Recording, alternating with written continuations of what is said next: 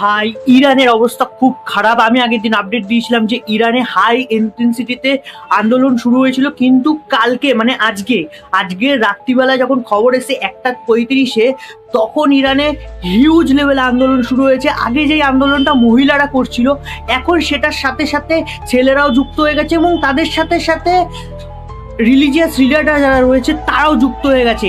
ইরানের যে supreme leader রয়েছে আয়াতুল্লাহ রুহুল্লাহ খোমেনি, তার যে হোম গ্রাউন্ড মানে যেখান থেকে তিনি জন্মেছিল সেখানে পর্যন্ত আন্দোলন শুরু হয়ে গেছে। এবং ভাই ইরানে পুরো নেশন ওয়াইড ইন্টারনেট কাট করে দিয়েছে এবং সেখানে এন্ট্রি হয়ে গেছে ইলন মাস্কের স্টারলিংক দিয়ে।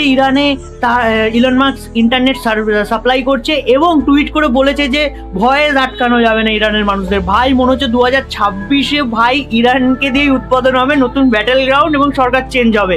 আচ্ছা, ইরানের সুপ্রিম কমান্ডার এবং লিডাররা যারা রয়েছে তারা কি করছে, তারা ওদের যে অ্যাসেটগুলো ছিল, টাকা পয়সা যা কিছু ছিল, পরিবার, সব কিছুকে রাশিয়ায় শিফট করছে। একমাত্র তেহরানই বাকি আছে, রাজধানী, যেখানে এখনো পর্যন্ত প্রোটেস্ট শুরু হয়েছে, বাট এখনো প্রোটেস্টটা গ্রিপ করতে পারেনি ওখানে।